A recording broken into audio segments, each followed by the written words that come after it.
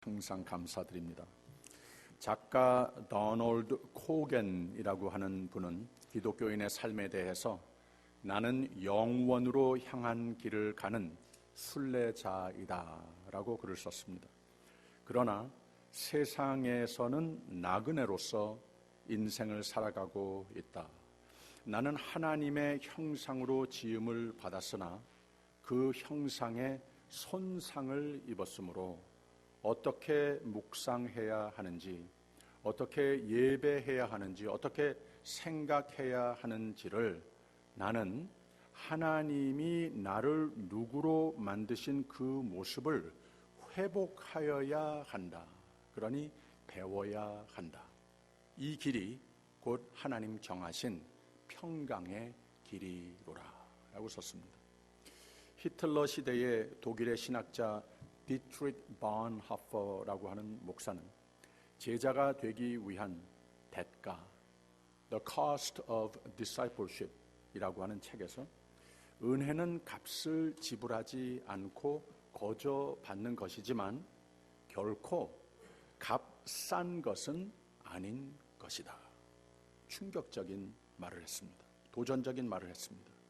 그리스도인은 그리스도인의 삶을, 즉 예수 그리스도를 닮아가는 삶을 배우며 살아야 함을 역설했습니다. 안병욱 교수는 사색인의 향년이라는 책으로 신앙을 가지고 산다는 것은 이성으로 믿기 어려운 역설을 순수히 받아들이는 것이다 라고 말을 했습니다. 김성수라는 신학자는 믿음은 믿지 못할 것을 믿는 것이 믿음이다 라고 말을 했습니다. 금주에는 새벽 기도 시간, 신년 기도회를 6일 동안 가졌습니다. 정말 복으로 채우는 하나님의 손길이 보이는 기도 시간들이었습니다.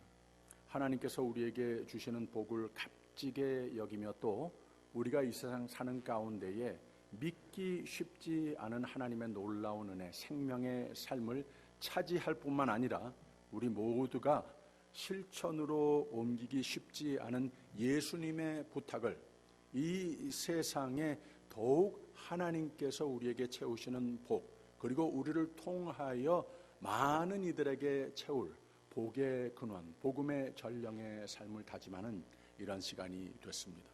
예수님께서 우리에게 이렇게 두 가지를 항상 나란히 복으로 주신다고 하는 겁니다. 복을 받을 준비 기도회라고 하는 이유가 있습니다. 복을 많이 받는 새해가 되자고, 새해의 복의 근원이 되는 해가 되자고. 바로 예수님이 이 마음을 품고 주신 팔복의 말씀이었습니다. 하나님의 은혜가 고이는 그릇이 되는 원리를 우리에게 가르쳐 주셨는데, 심령이 가난한 자는 복이 있나니, 애통하는 자는 복이 있나니, 온유한 자는 복이 있나니, 의에 줄이고 목마른 자는 복이 있나니, 모두가 다 회개하는 삶, 하나님의 뜻에 맞추어 사는 삶을 강조하는 설교였습니다. 그리고 또 마음이 청결한 자는 복이 있나니, 화평케 하는 자는 복이 있나니, 의를 위하여 핍박을 받는 자는 복이 있나니, 나를 인하여 너희를 욕하고 핍박하고 거짓으로 너희를 거스려 모든 악한 말을 할 때에는 너희에게 복이 있나니 라고 그랬습니다. 이 세상이 사람들이 어떻게 변하든 우리는 하나님의 은혜를 받는 사람으로, 하나님의 은혜를 소망하는 사람으로 이 모든 열악한 인생의 환경들을 덮고도 남을 놀라운 은혜를 의지하고 사는 사람들이기에 우리 모두는 하나님께서 부탁하시는 이 은혜의 공구의 삶을, 우리 하나님께서 채우실 복의 그릇이 되는 삶을 노력을 해도 괜찮다는 거예요. 거기에다가만 신경 써도 괜찮다고 하는 겁니다. 그러면 하나님께서 인정하시는 삶이 되어서 우리의 삶을 천국이 저희 것이며, 저희가 위로를 받을 것이며, 저희가 땅의 기업을 받을 것이며, 복이 있나니 저희가 배부를 것이며, 긍휼히 여김을 받을 것이며, 하나님을 볼 것이며, 하나님의 아들이라 일컬음을 받을 것이며, 예수 그리스도를 꼭 닮는 삶으로 여겨주셔서 그만큼 더 축복의 원천으로 쓰셔야 하겠기에 우리가 그만큼 다짐이 있을 때, 예수께 붙어 사는 삶이 됐을 때, 예수를 더욱 닮는 삶으로 다짐하는 모습이 보여졌을 때 하나님께서는 우리의 상상을 초월하는 필요한 모든 것을 하나님의 뜻 가운데에 우리의 삶을 복으로 채워주신다고 하는 이런 귀한 말씀을 나눴습니다. 이 값진 은혜로 말미암는 생명의 삶을 그 다음에는 주는 삶마저도 누리는, 그 복마저도 누리는 해피 뉴 이어가 되자고 토요일 아침에는 말씀의 결론을 맺었습니다. 오늘은 교회력으로 에피파니 선데이라고 합니다. 주현절 첫 주일입니다. 첫 신년 주일이 지나고 나고 그 다음 날부터 주현절이라고 하는 계절이 시작이 됩니다. 7주 동안 7주일이 있는 이 계절이고, 그 다음에 이어서 애쉬 웬스데이, 제의 수요일로 사순절 계절이 시작이 되는 겁니다. 이게 교회력에 우리가 알아야 하는 한 참 중요한 절기라고 하는 겁니다. 아기 예수, 주 예수가 태어난 베들레헴을 찾아간 이 동방 박사들이 예수님을 만나서 경배하고 선물로 정성으로 드리고 자신들의 삶의 터전으로 돌아갔는데, 동방 박사는 전 세계를 상징하는 성경의 인물들이었다고 하는 겁니다. 그리고 예수님을 만나고 그 생명의 빛을 받고 그 삶이 밝아져서 삶의 터전으로 돌아가서는, 세상으로 돌아가서는 그 생명의 빛을 반사하는 삶을 살아갔다. 그래서 주현절, 예수님이 나타나는 절기, 예수님이 나타나는 역사가 거기에서부터 시작이 됐다고 하는 것을 기념하고 찬양하는 계절이 되기 위해서 주현절이라고 그랬습니다. 그들은 예수 안에서 생명의 빛을 받아서 집으로 돌아갈 때는 다른 길로 돌아갔다라고 그 이야기를 마무리합니다. 근데 애당초 예수님, 이 생명의 빛을 만나러 그들이 올 때에는 베들레헴이 아닌 예루살렘으로 찾아왔습니다. 당연하죠. 그 세대의 중심적인 곳이었습니다. 가장 높은 곳이었습니다. 가장 부한 곳이었습니다. 가장 권력의 상징인 곳으로 왔다고 하는 말입니다. 왜냐? 그곳으로 구세주가 오실 것이 당연하니까. 온 세상의 왕중 왕이 태어나실 곳은 가장 중심적이고 가장 높은 곳이 당연하다, 이걸 믿어서 거기로 왔다는 거예요. 근데 예수님은 다른 길로 세상에 오시지 않았습니까? 다른 방법으로, 다른 곳으로 이 세상에 오신 겁니다. 가장 변두리 고장을 선택하셨습니다. 가장 낮은 곳을 선택하셨어요. 가장 가난한 곳, 아무 권력은 없는 곳으로 오셨다고 하는 말입니다. 왜냐? 예수님의 오신 이유가 그것이기 때문에. 그곳에 어둠이 있는 곳에 생명의 빛으로 오신 예수님이기 때문에 당연히 사람들이 expectation 하는 것보다는 다른 길, 다른 곳이 될 수밖에 없었다는 거죠. 그래서 이 예수를 만난 동방 박사들은 세상이 가르쳐준 인생관, 인생로와는 다른 빛의 삶으로, 빛의 인생로로 다른 길로 돌아갔다라고 그랬습니다. 전 세계로 이 빛을 바라는 삶으로 갔다 하는 그 기념을 하기 위해서 주현절이라고 했습니다. 이 에피파니라고 하는 말은 보여지다, 주가 보여지다라고 하는 뜻입니다. 이 동방 박사들이 세상을 상징한다고 그랬죠. 이들이 빛의 자녀가 됐습니다.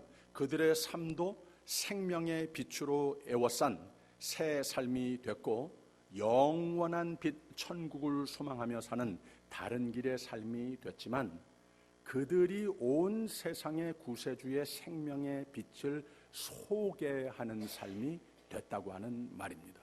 그들이, 모든 교회 성도가 생명의 빛을 바라는 예수가 보여지는 삶이 돼야 하리라란 의미를 기념하기 위해 가장 첫 표본으로 문자 그대로 그들의 이야기를 기념하여 주현절이라고 절기를 보내는 겁니다.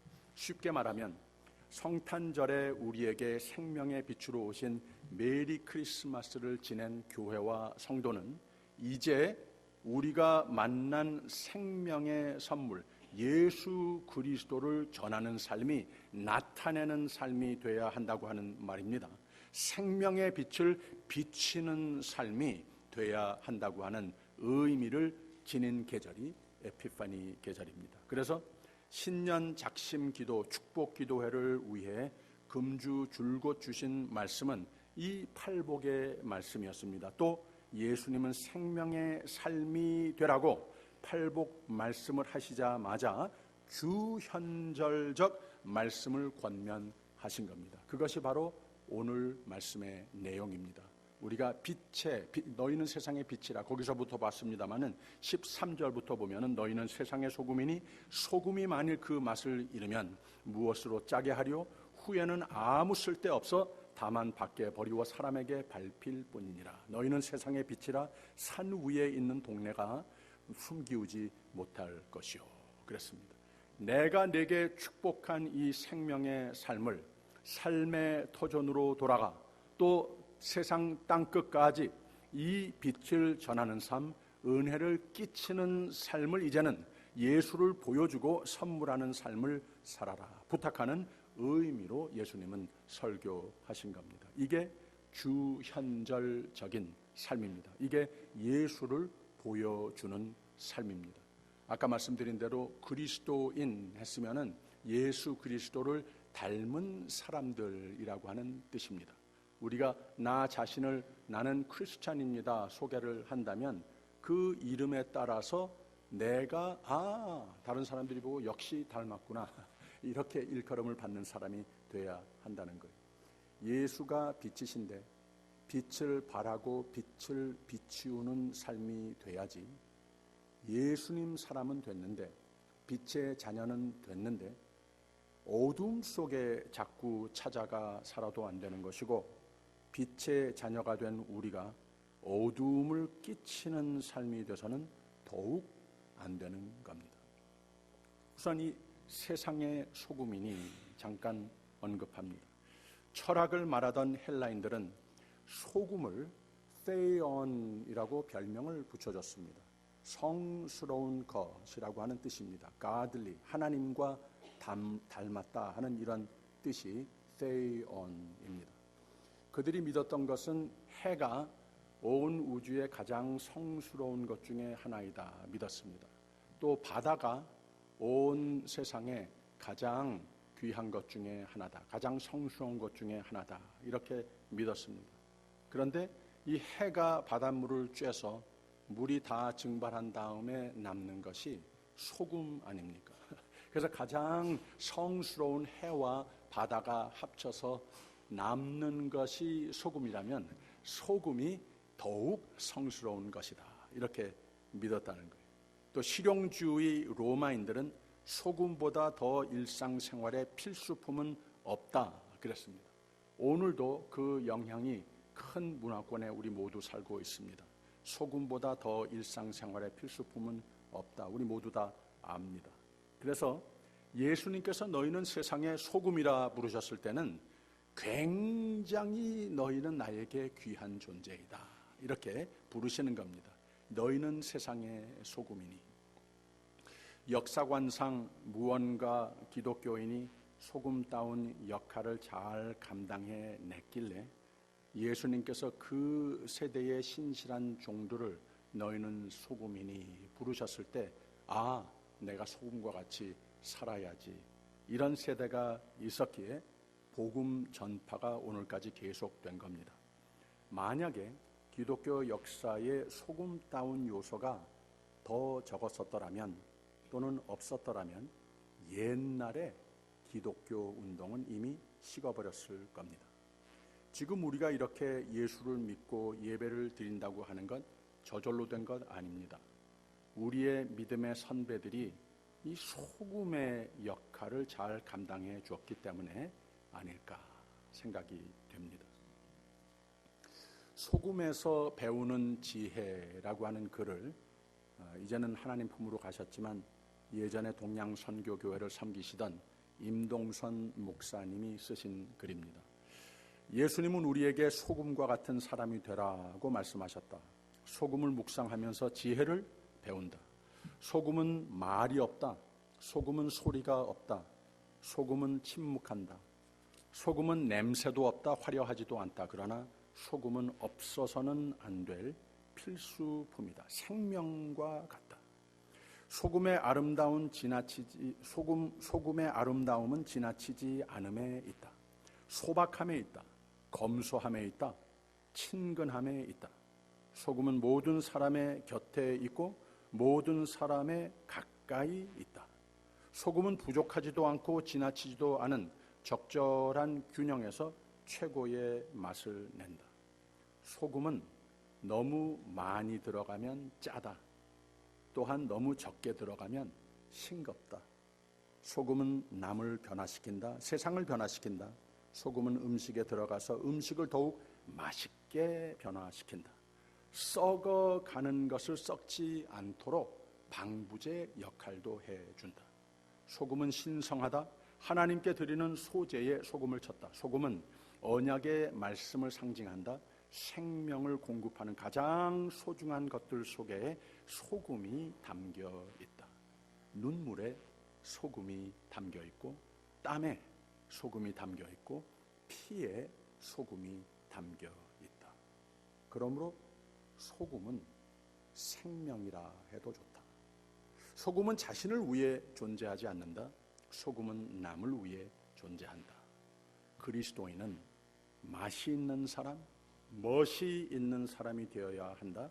예수님의 말씀을 따라 썩어가는 세상을 썩지 않도록 도와주는 소금, 우울한 세상에 조용히 맛을 내는 소금, 어두운 곳에 생명의 빛을 비춰주는 소금과 같은 사람이 되자.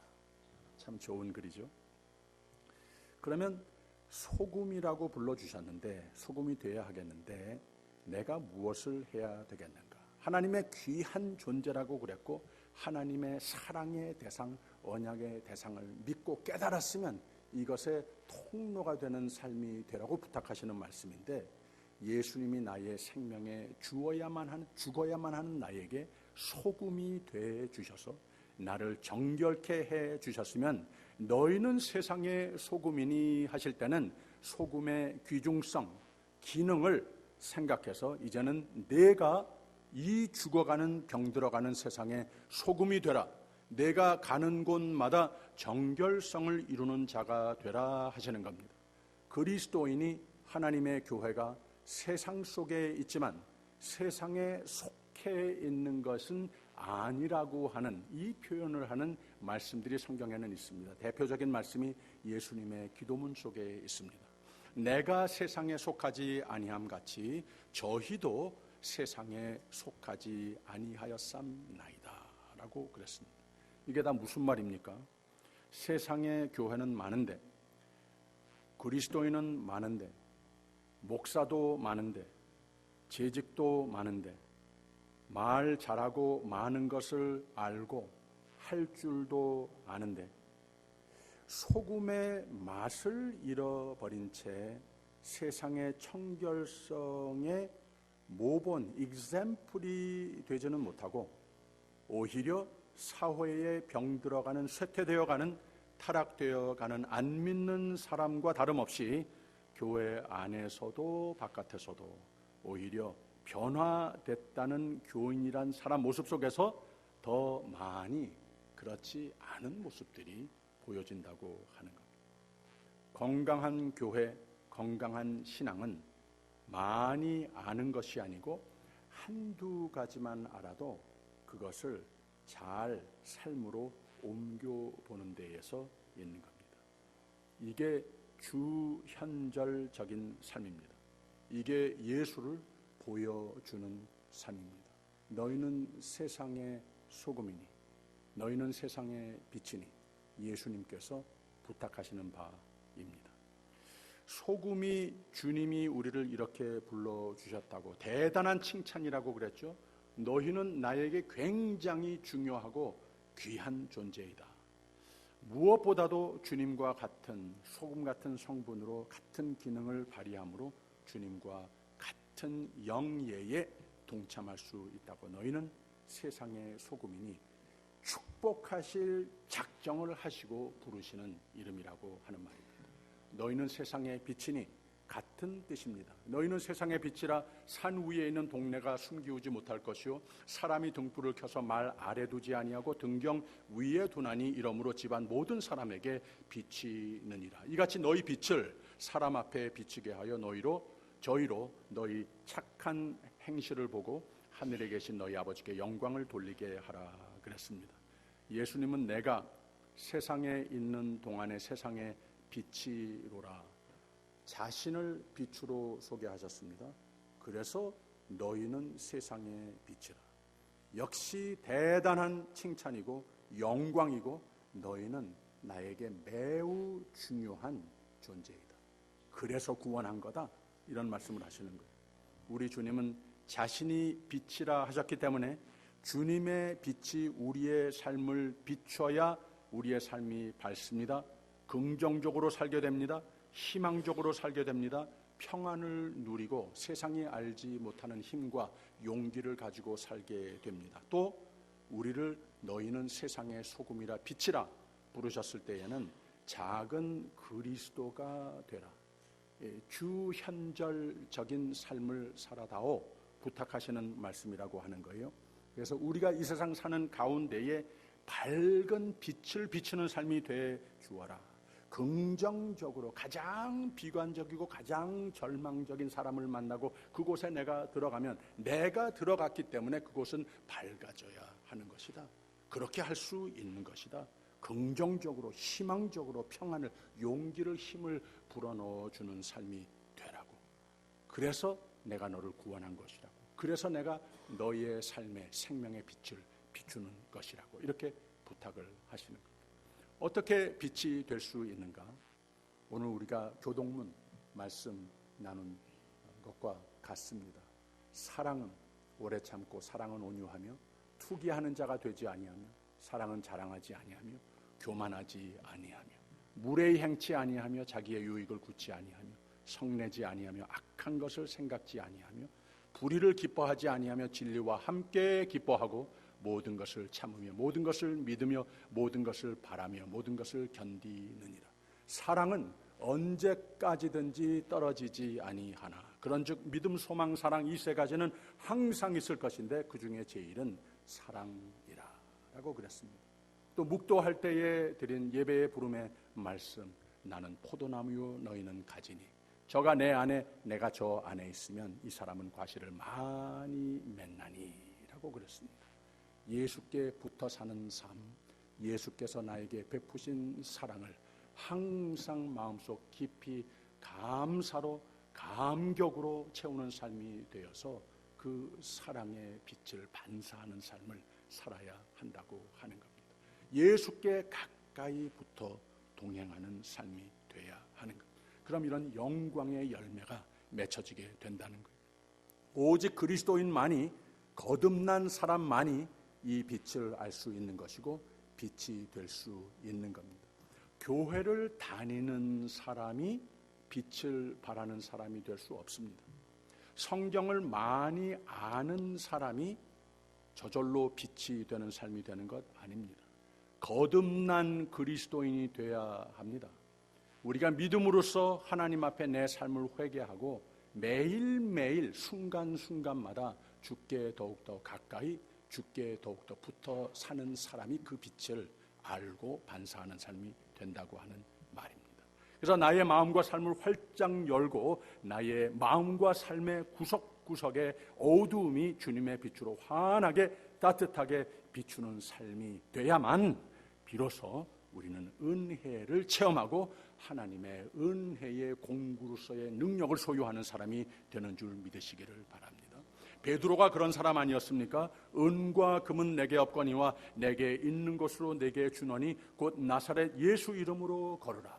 구걸하는 사람이 뭔가 이 세상 사람들이 다 가지고 있는 것, 나도 오늘 조금 더 받기를 원하는 손을 내밀고 있는데 그 손에다가 손을 내미는데 내가 가진 거 주겠다고 하는데 돈도 없고 아무 먹을 것도 없고 빈손입니다. 그런데 베드로가 내게 있는 것으로 나사렛 예수 이름으로 걸으라. 예수를 주겠다고 하는 겁니다. 생명을 주겠다고 하는 겁니다. 이 주현절적인 삶을 사는 베드로였었다고 하는 겁니다. 빛을 소유해야 빛이 되어주는 삶이 가능하다고 하는 말입니다. 우리 한번 진단해 보십시다. 빛이라고 불러주시고 격려해 주시는데 내가 가는 곳마다 빛이 바랍니까? 저 사람 참 잘 왔다. 이젠 됐다.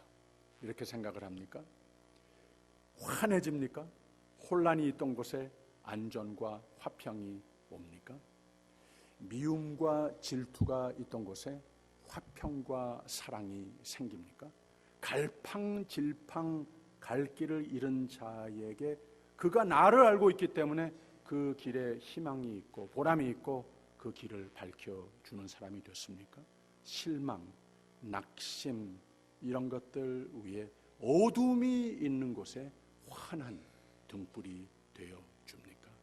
많은 사람들이 특히 나와 클로스 릴레이션십들을 이루고 있는 가정과 교회에서 나를 믿고 바라보는 사람들에게 내가 이런 빛의 기능을 살고 있습니까?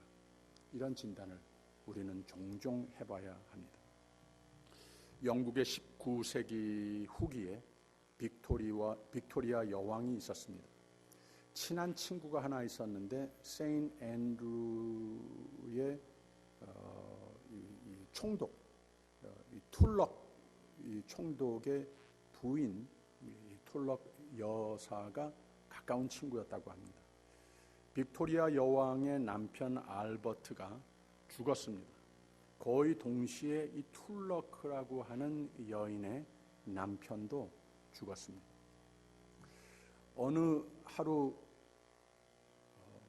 예고 없이 여왕이 툴럭 여사를 방문을 했다고 합니다. 그런데 그때 이 툴럭 여사의 상태가 어땠는가 하면은 너무나도 힘들고 이 마음에 아팠던 것이 병이 돼서 매일 누워있는 상태였었다고 하는 겁니다. 이 얘기를 듣고 신방을 한 겁니다.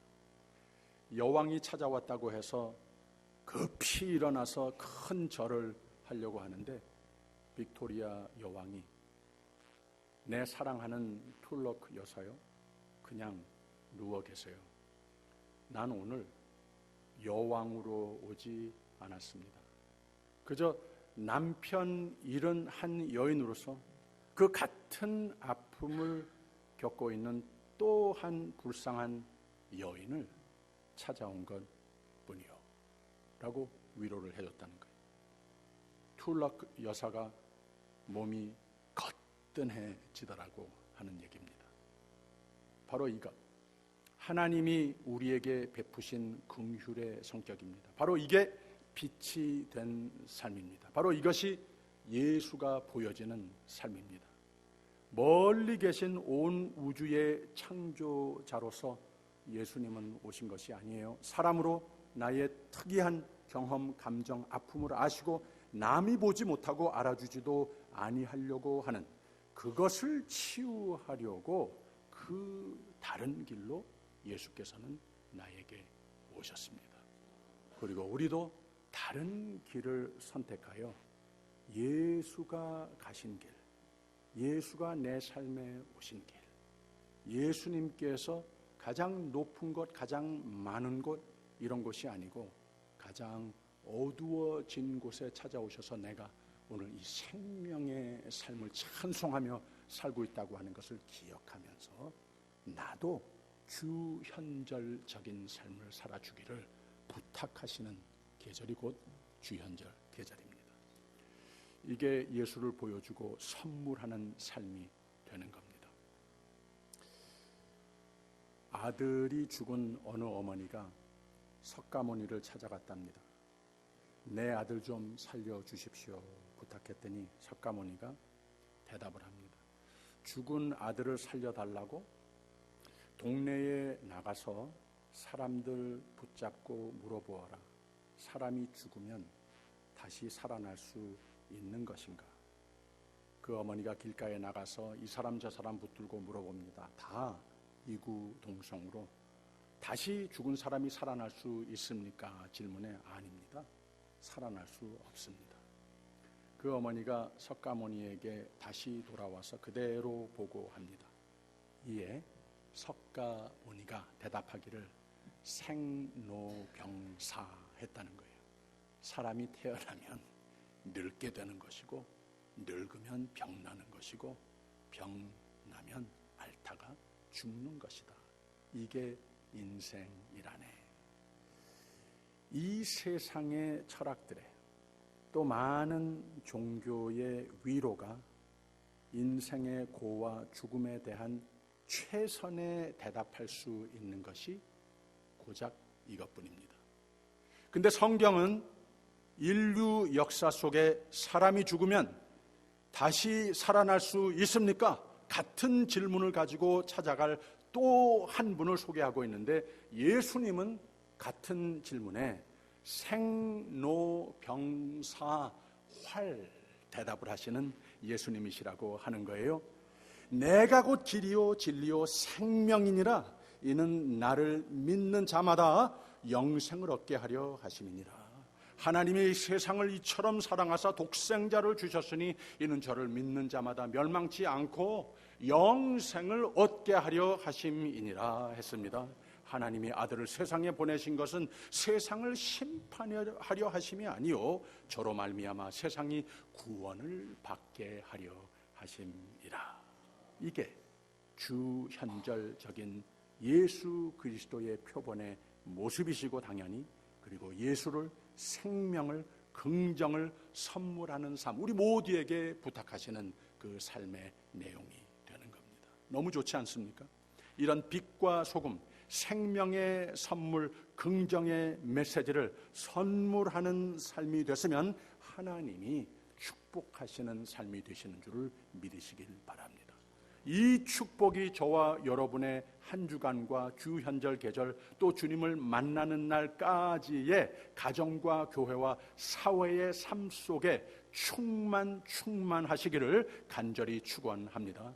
2020년은 내 삶으로 하나님을 보여주는 삶이 되시기를 축원합니다.